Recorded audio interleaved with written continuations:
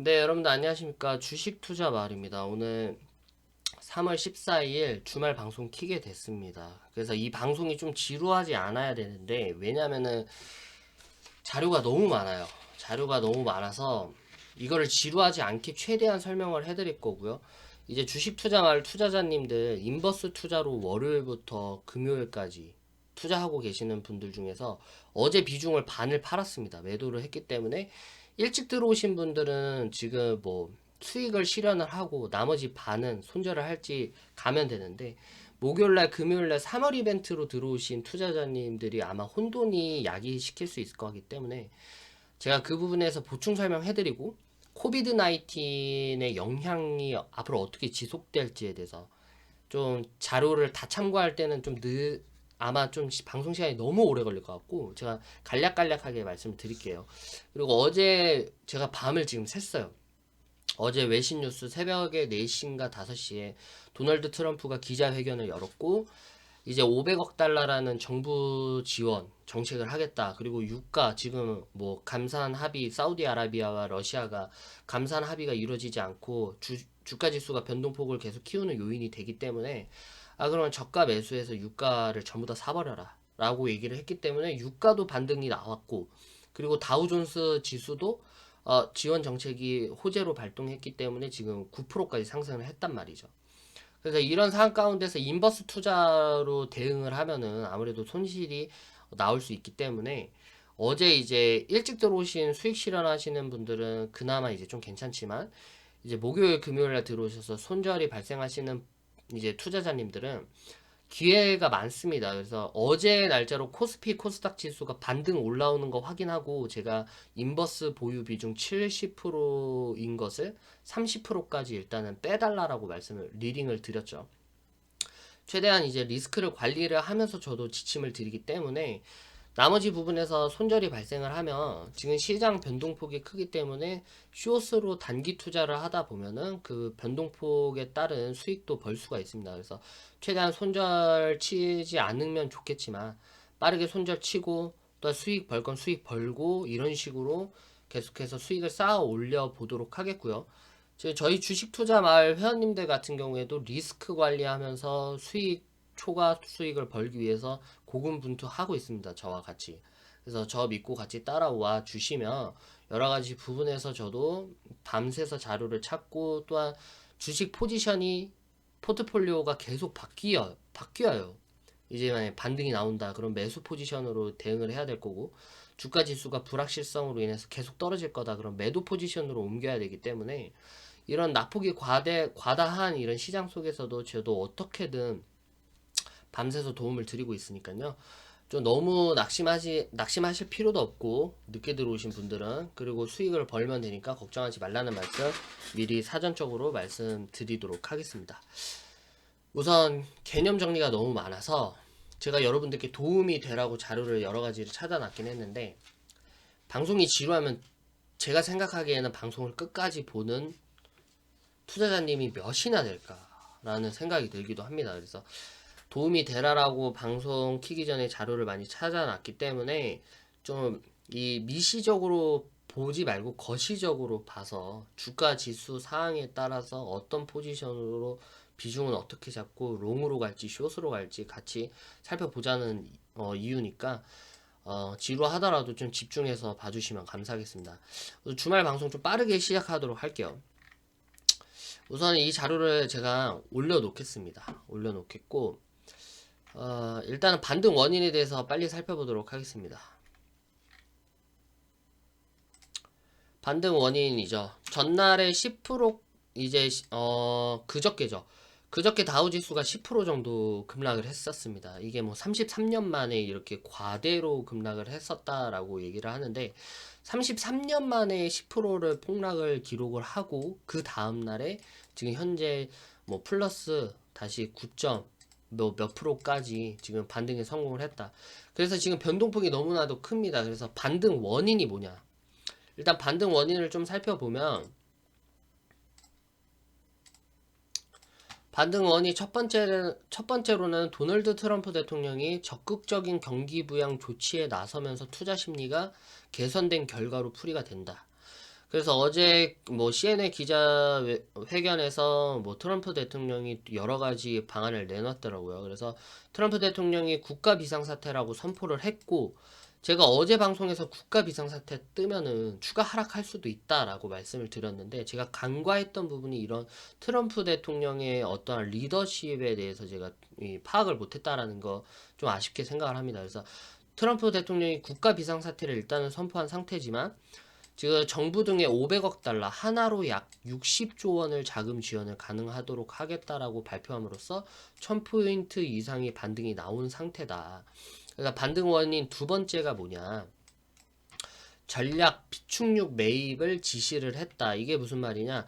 지금 뭐 사우디아라비아라든지 러시아가 유가 전쟁을 계속해서 진행을 하고 있습니다. 그래서 감산 합의가 이루어지지 않고 있기 때문에 유가가 변동폭이 큽니다. 그래서 저번 주 일주일 동안 유가가 계속해서 급락을 했고, 그로 인해서 주식 시장에 대한 변동폭 또한도 커지게 된 요인으로 작동이 됐는데, 트럼프 대통령이 발벗고 나섰습니다. 이게 정치적으로 갈 수도 있는 매우 민감한 사항인데도 불구하고, 어제 도널드 트럼프 대통령은 에너지부 장관에게 매우 좋은 가격의 미국 전략 비축유를 대량으로 매입을 해라 라고 이제 지시를 내렸죠.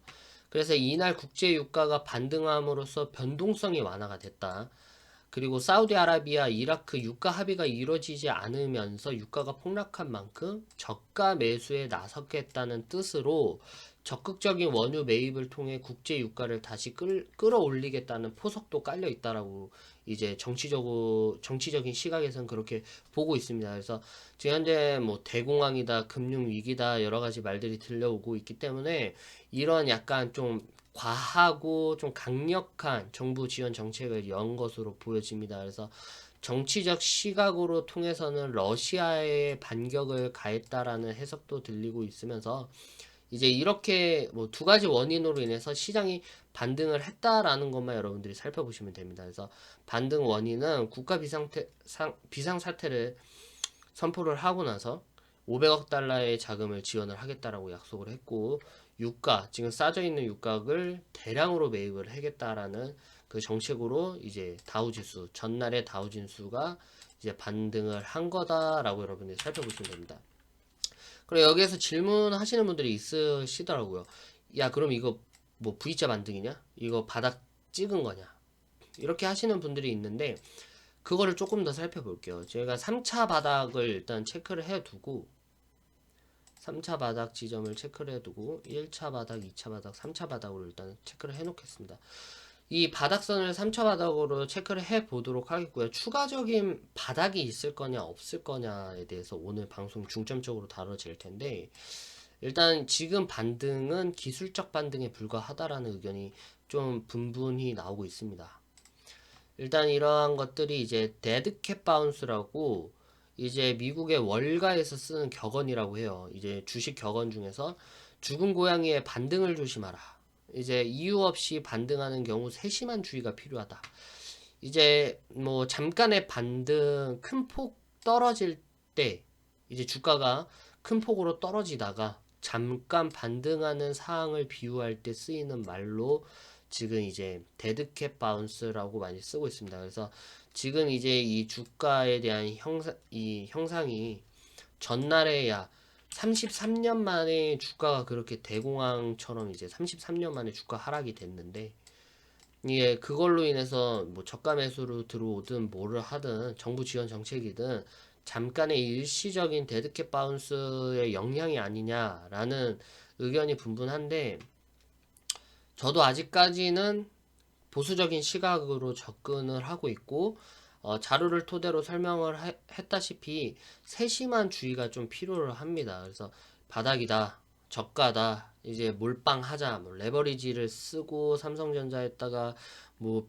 미수라든지 주식담보대출해서 막 그렇게 신용거래를 하시는 분들도 분명히 계실 텐데, 그럴 타이밍은 아닐 거라고 저는 확실하게 얘기를 합니다. 그래서 바닥은 아무도 몰라요. 제가 어제도 방송을 말씀드렸다시피 지금 세심한 주의가 필요한 거고, 코비드 19이라는 뭐 지금 계속해서 이탈리아라든지 좀 이따 자료를 참고해서 말씀을 드릴 텐데 번지고 있어요. 급속도로 확진하고 있는 가운데 있기 때문에 뭐 지금 바닥이다 생각하고 뭐 보유 비중 50% 이상 늘려서 투자를 하는 거는 멍청한 짓일 수도 있다라고 저는 좀 조심스럽게 설명을 합니다. 그래서 보유 비중을 갑자기 그렇게 늘리지 말고 일단은 시장 상황을 살펴보고 들어가자는 거. 그래서 저도 일단은 지금 같은 상황을 33년 만에 급락이 나왔기 때문에 그로 인해서 단기적인 반등, 데드캣 바운스의 영향이 좀 크다라고 저도 좀 그 의견에 좀 힘을 보태고 싶습니다. 그래서 만약에 월요일 날 시장이 뭐 이렇게까지 급반등을 했는데 당연히 코스피라든지 코스닥 지수가 반등을 하겠죠. 그렇게 되면은 코스피 레버리지라든지 혹은 제가 저가 매수의 종목들을 추천을 해드릴 겁니다. 뭐 인버스 투자 종목 30%를 비중을 아예 손절을 하고 그 30% 비중만큼 손절한 비중만큼 레버리지 코스피 뭐 레버리지라든지 저가 매수 종목을 15% 이렇게 드릴 텐데 그렇게 해서 시장을 이제 조금씩 추세를 추종해 보자라는 의견이 좀 담고 있어서 제가 신규 종목은 그렇게 드리도록 하겠습니다. 아무튼 간에 기술적 반등에 불과하다라는 의견들도 있다라는 점 여러분들이 좀 참고하시면 될 것 같습니다. 일단은 자료는 이렇게 참고를 하시고 두 번째로는 이제 또 살펴봐야 될 게 중요한 것들만 알려드릴게요. 너무 많아가지고 그리고 좀 궁금해 하시는 분들이 파생 상품 이제 ETF 이 파생 상품에 대해서 뭐냐 이제 문의하시는 분들이 많아서 잠깐 설명을 하면 코스피 200 선물 지수 인버스라고 들어가는 모든 종목들 인버스라는 종목들은 이제 지수와 수익률이 반대로 가도록 설계한 상품이에요. 예를 들면 어제도 설명을 해드렸지만 주가 지수가 오르면 수익을 버는 구조죠. 이게 뭐 공매도랑 거의 비슷한 개념이라고 생각을 하시면 될 것 같아요. 그래서 공매도는 뭐 없는 거를 빌려서 파는 거랑 약간 개념이 다를 수도 있는데 어차피 이게 떨어져야지 수익을 버는 구조는 똑같으니까 이 인버스라고 붙어 있는 것들은 지수가 하락을 하면은 수익을 버는 구조에다가 베팅을 하는 시스템입니다. 그래서 코스피 200 선물 지수 인버스는 하루에 1%가 주가 지수가 하락을 하면 ETF가 2% 상승하는 구조로 돼 있고 코덱스 인버스라든지 코스닥 150 선물 인버스 같은 경우에는 코스피 200 지수, 코스닥 150 선물 지수가 떨어지면은 수익률이 반대로 올라가도록 설계한 상품이다. 그래서 따라서 주가 지수가 많이 과도하게 하락하거나 떨어질 때 수익을 벌 수 있는 구조 상품이 이런 인버스 상품이다. 그래서 아예 저희는 저번 주 월요일부터 이 인버스 상품을 매수를 하기 시작했다라고 리딩을 드리기 시작했다라고 말씀을 드렸고 어제 불확실성이 증가했고 반등이 올라왔기 때문에 지금은 비중을 30%까지 줄여놓은 상태다라고 여러분들이 개념 정리를 하면 되겠습니다. 그래서 이 파생 상품 인버스는 이런 거다라고 여러분들이 생각을 하시면 되고 반등 원인 살펴봤고 이 어지럽기 때문에 지금 계속 지우겠습니다. 반등 원인 이날 유가 반등 이것도 살펴봤고 그러면 이제 두 번째로 살펴볼 게 이제 본격적인 반등의 서막이 시작됐냐. 그래서 제가 추가 하락 요인 분석에 대해서 여러 가지를 좀 자료를 준비해 봤어요. 그래서 엊그저께까지만 해도 팬데믹 영향, WHO 기구가 팬데믹이라고 선포를 했고, 그로 인해서 공포가 확산되고 금융 대공황론까지 계속해서 말이 나왔었죠. 근데 한순간에 기술적 반등이 뭐 엊그제 뭐 9% 이상 떨어졌는데 오늘 9% 이상 올랐다고 해서 이게 무조건 반등일까요? 제가 그거를 질문을 해드리고 싶은 거예요. 엊그제까만 해도 9%가 뭐예요? 벌써 20몇 프로가 빠진 상황에서는 아무 말도 못 하다가 지금 바닥 지점에서 9% 기술적 반등 올라왔다 해가지고 만약에 이게 반등 신호로 작동하면은 누구보다 기분 좋고 좋겠지만 만약에 이게 바닥이 아니라 더 떨어질 수도 있다라고 생각을 하면 9% 반등했다라고 해서 굳이 그렇게 좋아할 필요는 없다라고 말씀을 드리고 싶습니다. 그래서 엊그제까만 해도 글로벌 증시가 많이 폭락을 했다라는 거 여러분들이 체크를 하시면서 좀 신경을 좀 예민하게 쓰시면 좋을 것 같고 그래서 600억 자금 조달이 회복 기조가 될지는 아직은 지켜봐야 할 때라는 점 여러분들이 체크를 해주시기 바라겠습니다. 그래서 주식 투자 말을 팩트 체크, 추가 하락 요인이 무엇이 아직 더 있는지에 대해서 살펴보도록 할 텐데, 일단은 사그러들지 않는 불안감에 주식 투매에 이어서 안전자산, 채권에서 금까지 매도가 계속해서 발생을 했었어요. 그래서 이놈의 중국발 우한 폐렴에 대한 불확실성이 완전히 해결되지를 않았기 때문에 국가별, 이제 우리 한국뿐만 아니라 글로벌적으로 내수 외수 셧다운이 지속될 것이라는 이제 영향에 이제 계속해서 금융 위기론이 나왔었던 거고, 한국은 그렇다면 어떻게 될까? 일단 우리가 코스피 코스닥 지수가 이제 공조화 현상으로 인해서 미국 증시, 글로벌 증시가 떨어지면 같이 떨어지고 이런 여파가 있을 수 있겠지만, 자체적인 모멘텀 또한도 살펴볼 필요는 있다고 생각을 했습니다. 그래서 자체적으로 모멘텀이라든지 팬더멘탈이 진짜 강한가?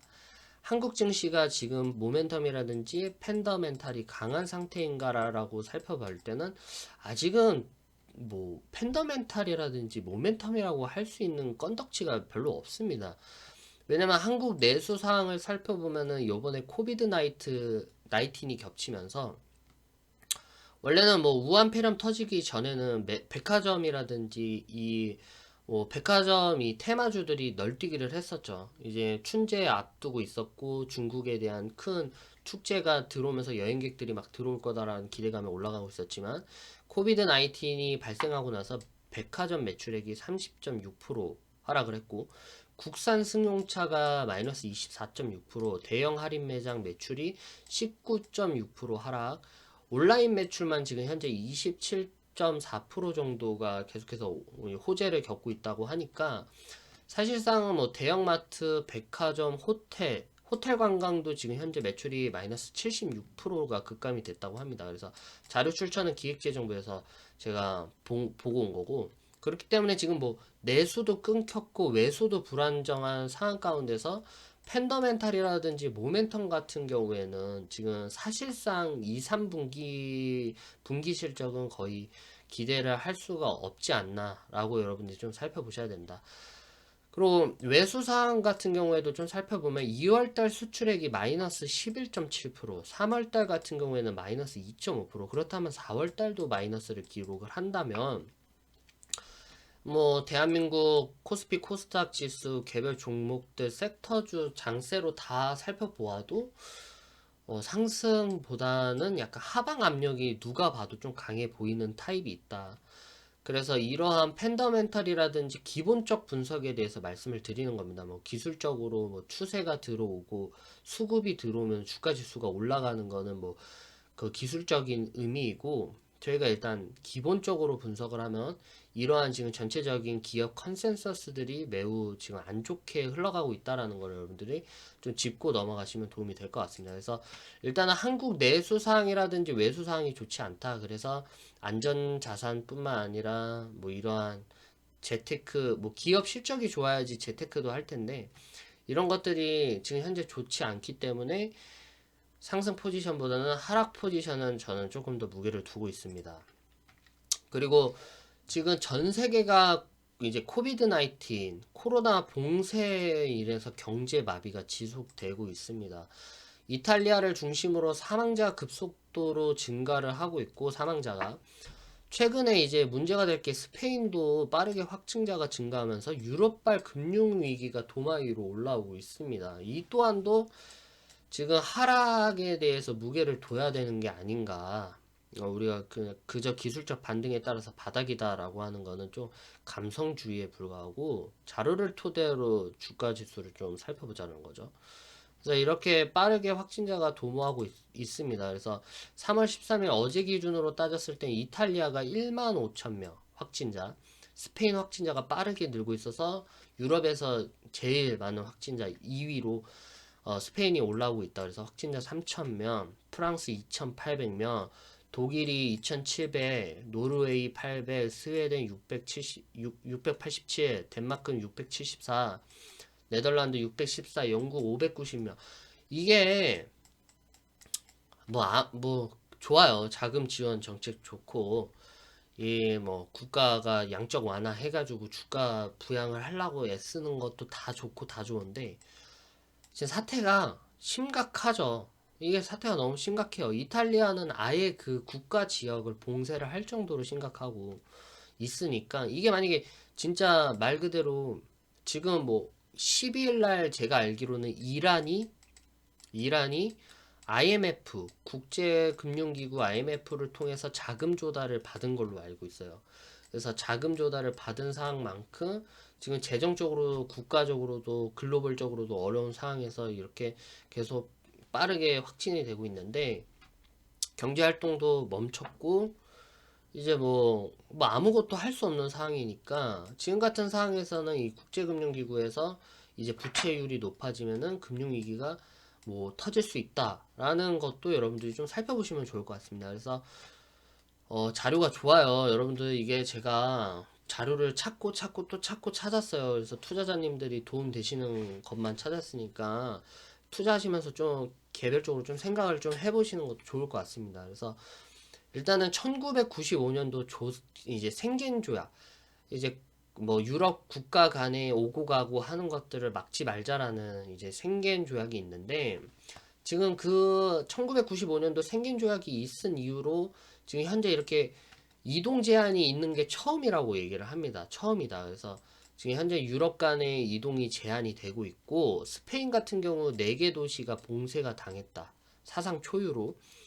그리고 미국 같은 경우에는 집회, 공연, 미국 선거 전부 다 셧다운, 멈춰 있는 상태고 49개국이 지금 현재 휴교 상태고 전 세계 4억 명이 학생들이 등교를 하지 못해서 학부모들에게 영향이 끼칠 거다. 경제 생산에 저하시키는 요인으로 작동할 수도 있다. 왜냐면은 어린 아이들을 돌봐야 되고 집안에만 갇혀 있어야 되고 또 왔다 갔다 회사에서도 인원 감축 소식이 들리고 이러다 보면 경제 생산성을 저하하는 요인으로 작동할 수 있기 때문에 이런 모든 요인들이 좀 안 좋게 작동을 하고 있고 디즈니랜드는 이달 말까지 셧다운을 한다. 그래도 기쁜 소식이 좀 있습니다. 계속 안 좋게 하면은 좀 그렇잖아요. 기쁜 소식이 있으면 애플 지금 현재 중국 우한 폐렴이 좀 잠재되고 있고 좀 감소가 되고 있고 중국 쪽에서도 확진자가 많이 늘어나지 않고 있기 때문에 애플사에서 중국 전체 매장 42개가 영업 정지가 됐었는데 이게 풀렸다라고 얘기를 합니다. 그래서 만약에 해외 주식 투자를 하시고 계시는 분들이 있다면 애플 주식이 지금 현재 중국 전체 매장의 42개 영업 지점이 영업이 재시작이 됐다라는 점을 체크해 보시면 이게 매출에 이제 다시금 활력을 찾을 수 있는 동기가 되겠다, 계기가 되겠다라는 것을 좀 살펴보시면 좋겠습니다. 그리고 어제 같은 경우에 뉴욕 증시, 엊그제까만 해도 뉴욕 증시가 33년 만에 최대 폭락을 했었다. 그래서 1990년도 4월 이후에 처음 있었다. 그래서 우리가 이제 이거를 기술적 반등이 나왔다고 해서 와 이거 반등이다 무조건 매수해야 된다 저가 매수다 가끔 그러더라고요. 저도 그 말은 무슨 말인지 알겠는데 박앤셀 기간이다. 이럴 때가 언제 오냐. 삼성전자 이렇게 쌀 때 언제 오냐. SK하이닉스 쌀 때 언제 오냐. 지금이 기회다라고 하시면 막 줍줍하자라고 사시는 분도 있는데 바닥이 아니면 물려있는 상태에서 몇 개월, 몇 년이 지속될 수 있다라는 것만 알고 이제 매수를 하자라는 거예요. 그래서 바닥 지점이 중요한 게 뉴욕 증시가 33년 만에 최대 폭락을 이었다. 엊그제만 해도. 그렇기 때문에 지금 무역 장벽을 세운 것도 미국으로서는 악재로 작동을 하고 있다고 해요. 4월은 유럽 전체에서 입국 금지, 트럼프가 들어오지 마라, 여행 가지 마라 이렇게 막고 있기 때문에 유럽과의 통행 단절로 인해서 대공황 시기 이제 미국의 대공황 시기 때도 시초가 무역 장벽을 세워서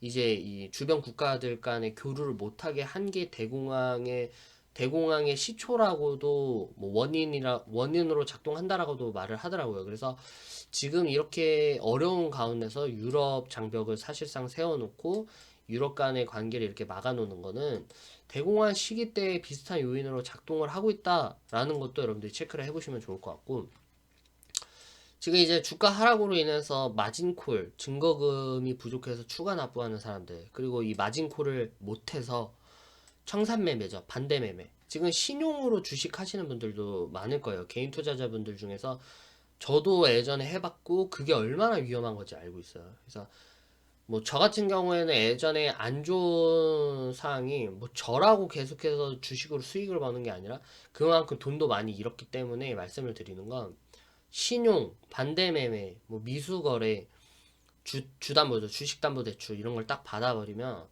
그 주가가 올라가면 그게 정말 좋은데 주가가 하락하는 일이 더 많아요.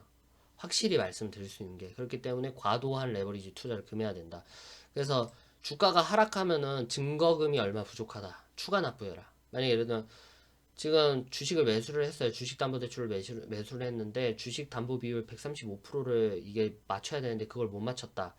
지금 뭐 증거금률이 뭐 127%, 125%, 뭐 5% 부족하다. 그래서 뭐 몇백만 원, 300만 원, 500만 원 이렇게 또 납부를 했더니 다음날 또 떨어져. 또 떨어지니까 증거금을 또 내야 되는 거죠. 증거금을 또 내고 또 떨어져. 망하는 거예요. 그냥 망해요. 제가 이거를 진짜 경험상 얘기를 하는데, 절대로 주식은 빚내서 하지 말자.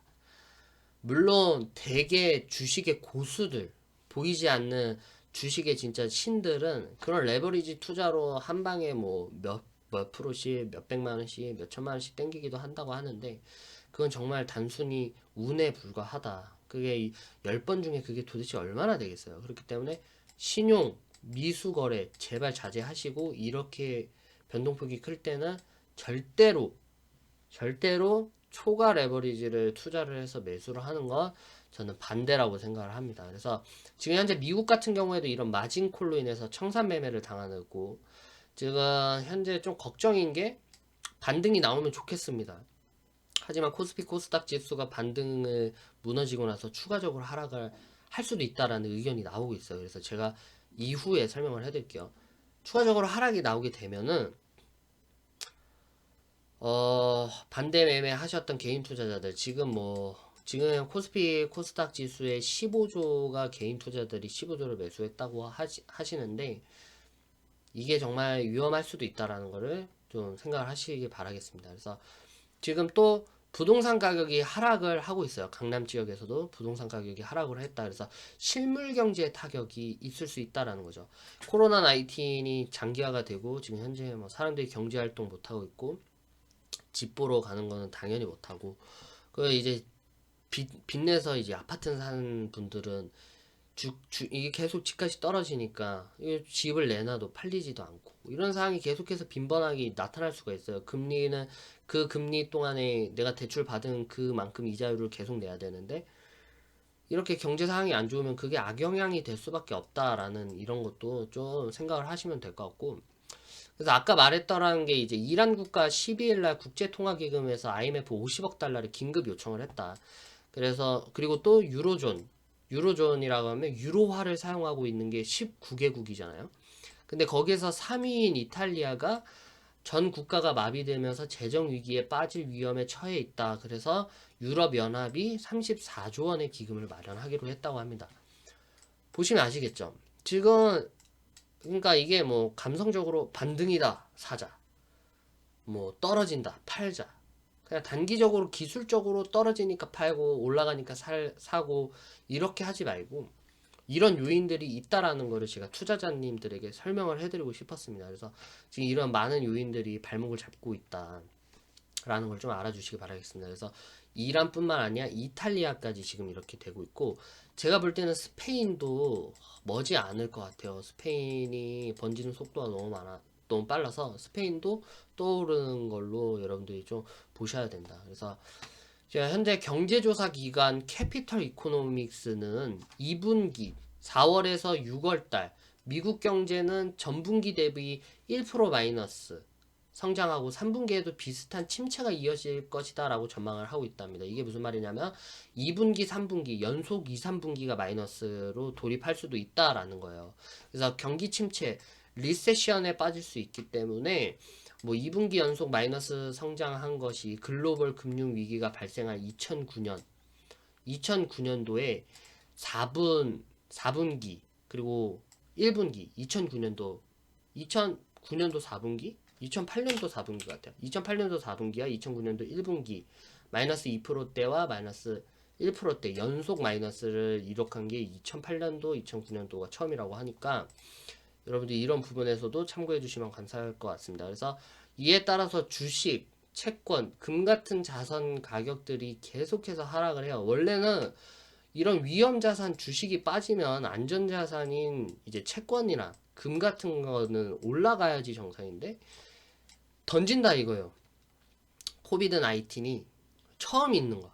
지금 이 상황에서 지금 뭐 미국 증시가 그동안 너무 강세장에 이어왔었고 갑자기 코비드 19으로 인해서 글로벌 경기 침체가 올 거다. 또는 지금 뭐 외수 내수가 꺾일 거다라는 많은 걱정들 때문에 다 던집니다. 다 던지고 있기 때문에 이런 출렁거림이 계속 반복될 전망이다라는 것들 여러분들이 체크해 보시면 좋을 것 같습니다. 좀 유익하나요? 여러분들이 좀 유익하시면 좋을 것 같은데 하락 요인을 또 지우면서 이렇게 또 분석을 해보겠습니다.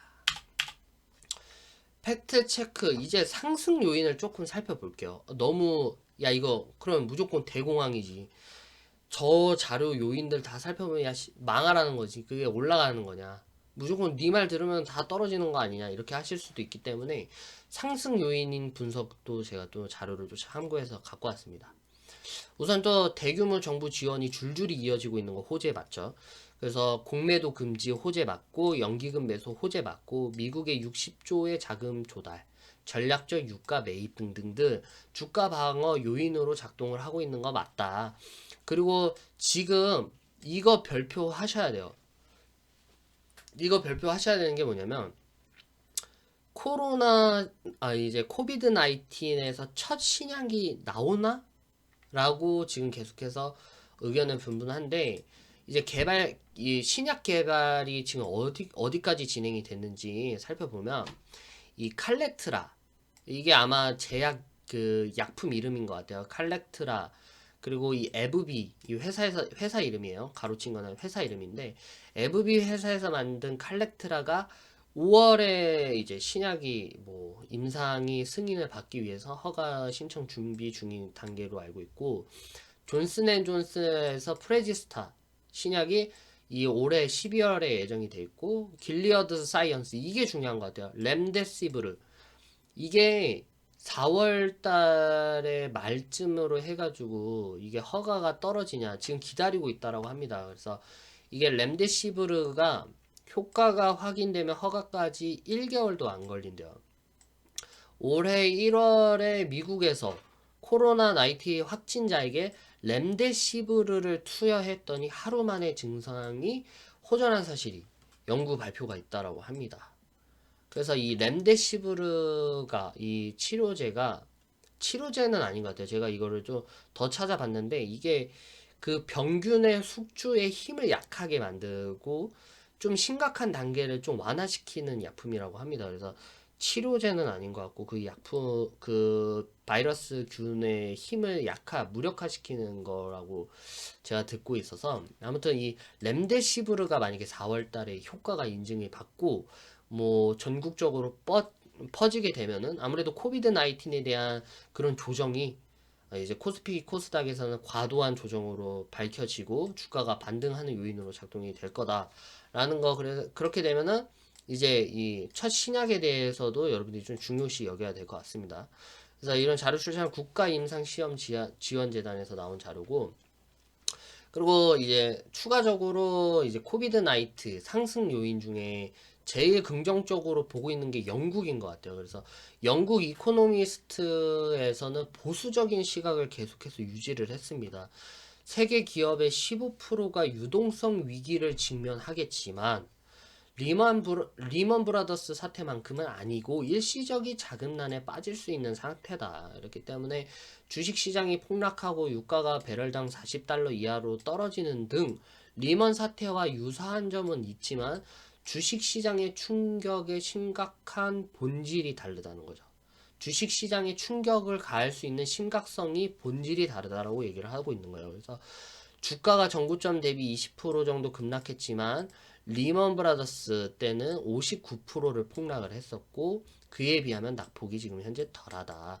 그래서 은행 시스템이 중단되거나 달러 폭등 같은 패턴이 상황이 발생하지 않았다라고 얘기를 하더라고요. 근데 달러 값은 지금 계속 올라가고 있는 추세입니다. 그래서 이거는 아직까지는 잘 모를 것 같고 아무튼 이 금융 사태에 대해서 이거 오타가 너무 많이 났네요. 제가 직접적으로 쓴 거기 때문에 이 금융 사태 때에 비하면은 이 보건적으로 보건 비상 사태로 분류를 하는 거지 금융 비상 사태로 보는 거는 턱탔지 않다라고 영국 이코노미스트에서 설명을 했다라고 합니다. 그렇기 때문에 뭐 하락 아까는 하락 요인에 대해서 설명을 했지만 지금 상승 요인도 이렇게 있다. 그래서 그 기한이 중요한 것 같아요. 만약에 뭐 정말 이 신약 개발에 박차를 가해서 개발약이 발생을 하면은 조정이 과도했던 거고 과도하게 작동했던 거고 근데 만약에 이런 신약 개발도 늦어지고 만약에 장기화가 되면은 우리가 금융 위기라고 생각을 하고 조금 뭐랄까요 경계 정도는 해야 된다. 경계 정도는 무조건적으로 해야 된다라고 설명을 해드리고 싶습니다. 그래서 만약에 신약 개발이 되고 뭐 이러한 정부 지원 정책들이 먹혀가지고 주가가 부양이 되고 이제 반등폭이 나오기 시작을 한다면 그건 분명히 조정이다. 하지만 신약 개발이 늦어지고 사람한테 쓰기에는 더 장기화되고 1년 정도 더 걸리고 그리고 이 코비드 19에 대한 사망자가 더 발생이 된다라면 이건 확실하게 금융 위기로서도 볼 법하다라고 여러분들이 체크를 하시면 될 것 같습니다. 알겠죠? 그래서 이렇게 하락 요인과 상승 요인이 이렇게 작동을 하고 있고 그리고 이제 얼마 남지 않았습니다. 여러분들 좀 더 마지막이니까 집중을 더 해주세요. 그러면은 현재 이 상황에 대해서 이제 글로벌 금융사들이라든지 전문가들이 어떻게 이 현 시각을 보고 주장을 하고 있냐, 오피니언, 의견을 내세우고 있냐라는 걸 설명을 해드릴게요. 일단은 미국의 아메리칸 트러스트 최고 투자 책임자 CIO가 얘기하는 거는 중요한 질문은 바닥에 도달했느냐라는 거고 내 생각에는 아직 중간밖에 오지 않았다. 중간밖에 오지 않았다. 이렇게 재수없는 상황이 되지 않으면 너무 좋은데 중간밖에 오지 않았다라고 얘기를 하고 있고 이제 미국 전 재무장관으로 있고 지금 현재 하버드대 교수로 있는 레리 서머스는 금색이 가장 심각한 위기가 될 수도 있다. JP 모건 같은 경우에는 미국이 올해 침체에 빠질 것으로 내다보고 있는 중 낙관론보다는 위기론이 더 회의적인 회의론이 더 좀 강하게 작동을 하고 있죠. 블룸버그 외신 같은 경우에는 코로나 19 위기는 대공황 때와 경제적으로 가장 비슷하고 미국, 중국, 일본, 프랑스, 독일, 이탈리아 등 주요국이 코로나 19으로 인해서 마이너스 성장할 가능성이 있다. 이런 부분에서는 아까 하락 요인에서 좀 살펴본 거고 하버드 케네스 로그프 경제학 교수는 2020년의 위기는 정말 독특하다. 다른 일이 일어나고 있는 중이고 글로벌 불황의 가능성은 적어도 80%다. 적어도 80%라는 말씀입니다. 그래서 이분이 생각하기로는 경제학 교수가 볼 때는 불황의 가능성이 80%다라고 보고 있고 이게 그냥 의견이에요. 주장이고 본인들 생각이기 때문에 분명히 그렇게 나타난다라는 건 아니고 여러분들 이런 의견이 있다는 걸 생각하시면 좋을 것 같고 그리고 독일 총리 앙겔라는 과학자와 의학계도 답을 찾지 못하고 있는 보건 문제 사항에 직면하면 지난 글로벌 위기 때보다 더 심각한 상황이 일어날 수 있다. 워싱턴 포스트 같은 경우에는 코로나 19 확산이 세계 금융 위기와 이어진다면 그 시작은 이탈리아가 시발점이다. 이거는 저는 공감해요. 왜냐면은 지금 이탈리아 같은 경우에는 너무 한국 뭐 주식에서 그냥 코스피 코스닥 한국 증시만 살펴보는 분들은 뭐 어쩔 수 없겠지만 전 전체적으로 봤을 때 지금 이탈리아 확산 속도 너무 빠르고 사망자 속도가 너무 빨라요. 뭐 노령화가 많아서 사망자가 많다라고는 얘기를 하지만 그쪽에서도 국가적으로 아예 그 한 지역만 봉쇄하지 않고 이게 전역적으로 퍼져나가고, 그리고 마스크를 그동안 쓰지 않았었기 때문에 확진자가 얼마나 더 나올지 모르는 상황에서 의사 인력도 부족하고 마스크도 부족하고, 지금 현재 유럽에서는 마스크 가격이 2만 원이라고 합니다. 하나당 2만 원.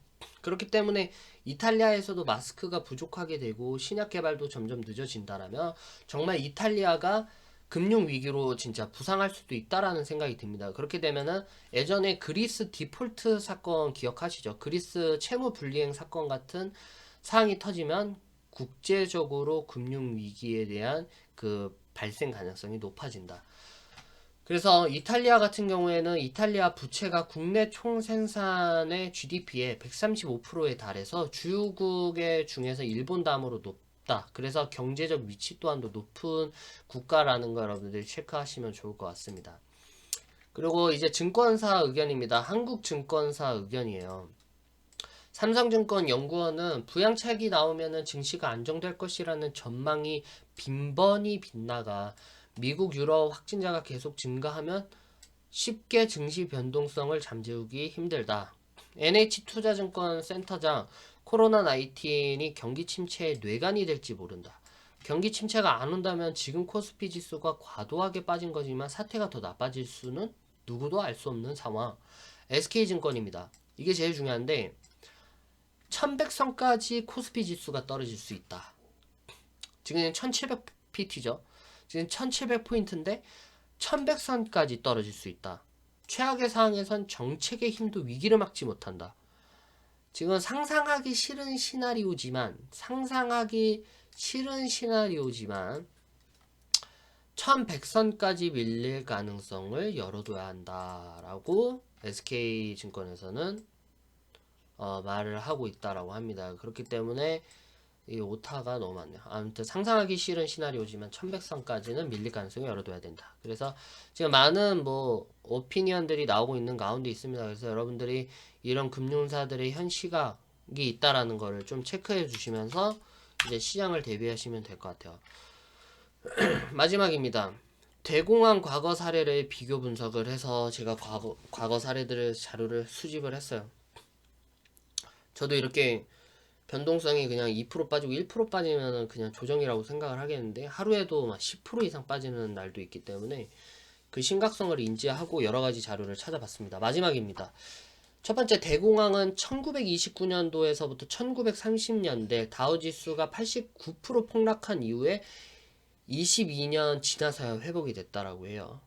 이게 무슨 말이냐면 대공황이 일어나면은 회복하는 데까지 몇 년이 걸리냐라는 거를 얘기를 하는 거예요. 폭락 이후에 22년이 지나서 회복을 했다.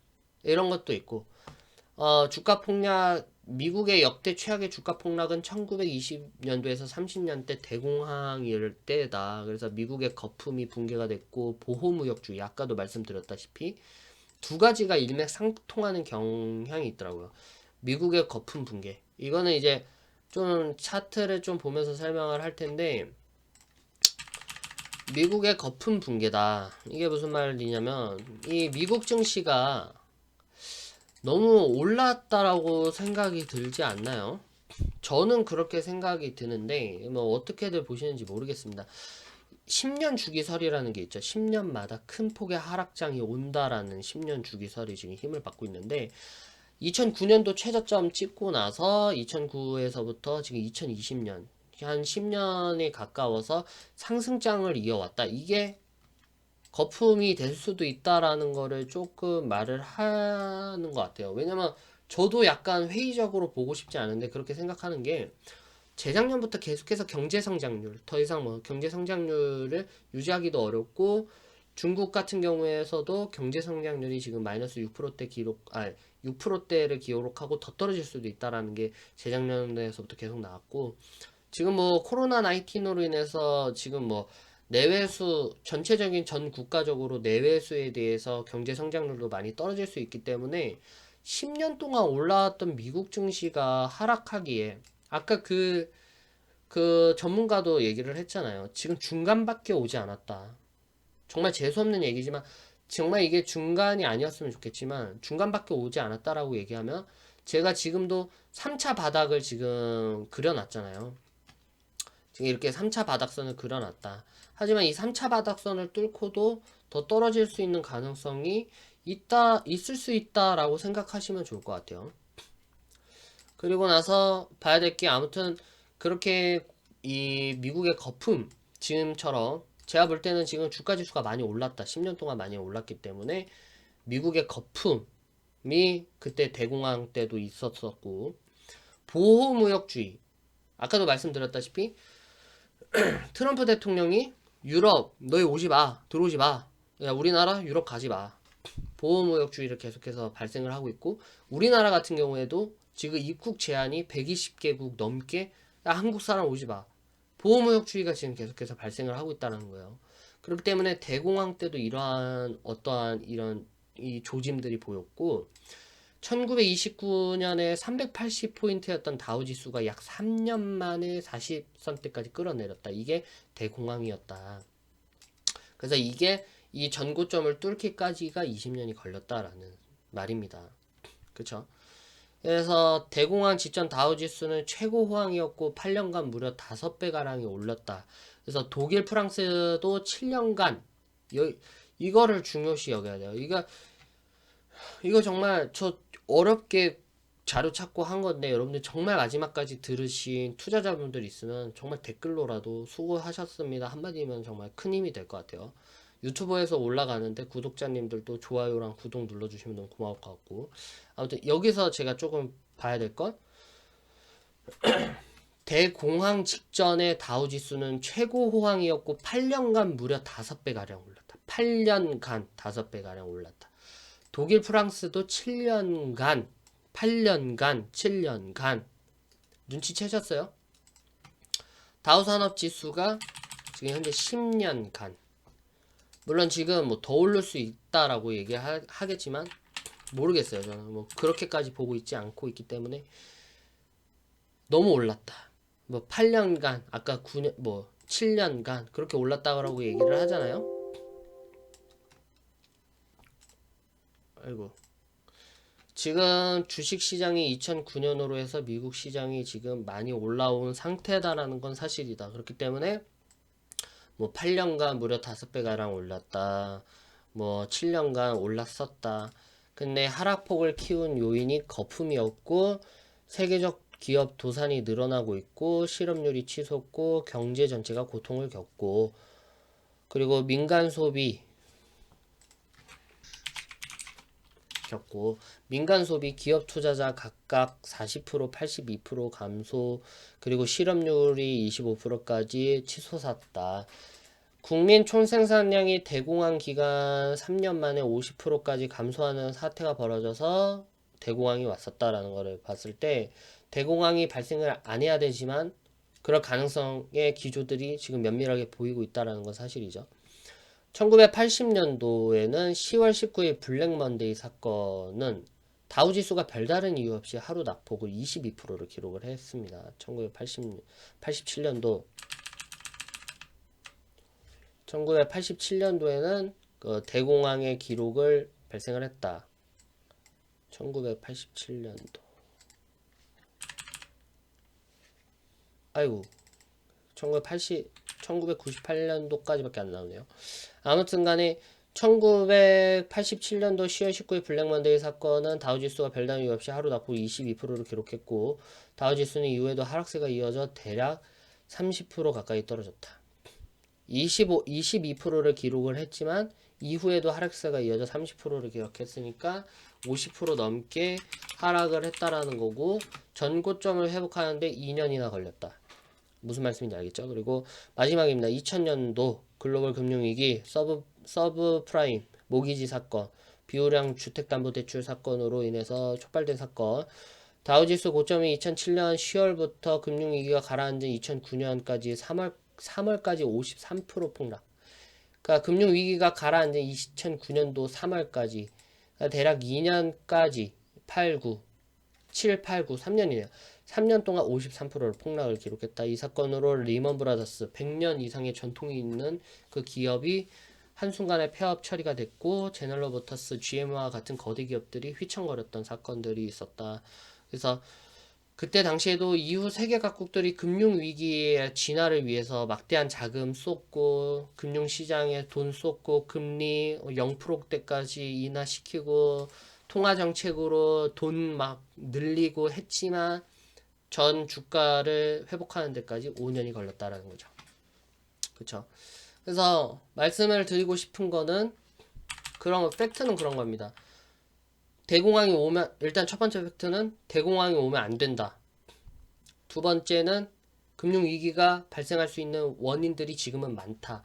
그렇기 때문에 주식 투자하고 계시는 회원님들 그리고 리딩을 진행하는 저 또한도 금융위기가 됐든 또한 이게 단순한 조정이 됐든 간에 최대한 투자 전략을 잘 짜서 금융위기 도산 때 파산한 투자자들이 더 이상 생기지 않도록 원금을 지키고 리스크 관리를 해서 최대한 이런 사항을 잘 지혜롭게 경각을 하고 경계심을 갖고 잘 이제 헤쳐나가야 된다라는 것을 설명을 해드리고 싶습니다. 그렇기 때문에 만약에 주가 지수가 더 떨어질 수 있고 불확실성이 늘어난다. 인버스 투자로 인해서 수익을 늘릴 겁니다. 인버스 투자를 하고 여러 가지 레버리 인버스 투자를 하면서 하락에 대비를 할 거고 주식 투자가 조정에 불과했다. 단기적인 조정으로 인해서 주가가 많이 빠져 있는 그래서 주당 순자산율 가치가 매우 저평가되어 있는 종목들을 줍기 시작할 겁니다. 거기다가 추가적으로 외국인들과 기관의 순매수세가 대량으로 늘어나 있는 종목들을 매집해서 단기적으로 반등에 이제 수익을 도모하는 일을 할 거고요. 그렇기 때문에 지금 현재 상황으로 볼 때는 하락 요인도 많고 상승 요인도 많다. 하지만 코로나 이제 코비드 19이 장기화될 수 있을 때는 지금 현재 다우 산업지수 오늘같이 단기적으로 이렇게 반등했다고 해서 좋아할 일이 아니다. 그렇죠? 어차피 백투더 2018 했습니다. 2018년도 최저점 깨졌어요. 2018년도 최저점 한번 깨진 상태예요. 그리고 바닥 세 번째 바닥 도달했고요.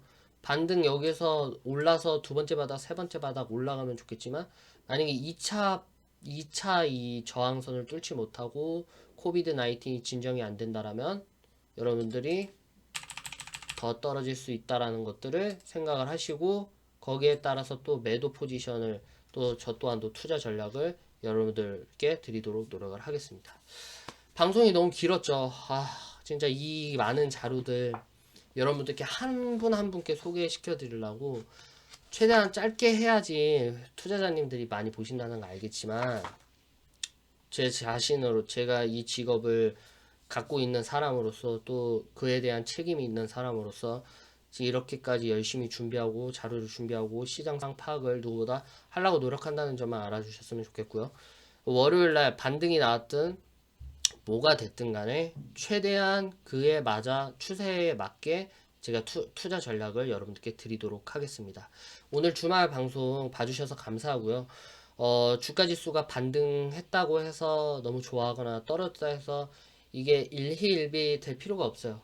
이게 막 올라서 좋아하고 떨어져서 막 나빠하고 이렇게 되지 마시고 장기적인 안목에 따라서 어떻게 투자를 하면 된다. 투자 전략에 따라서 한번 투자를 한번 해보자. 수익을 한번 낼 수 있도록 해보자 라는 게 중요하기 때문에 주말 동안에는 여러분들 충분하게 쉬시고 가족분들이랑 좋은 시간 보내시길 바라겠습니다. 아무튼 저는 이제 월요일날 뵙도록 하겠고요.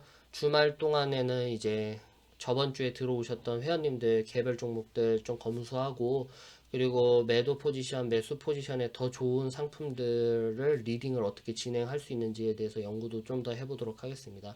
오늘 방송 여기까지 하겠고요. 오늘 방송 시청해주신 많은 투자자분들 감사합니다. 감사합니다.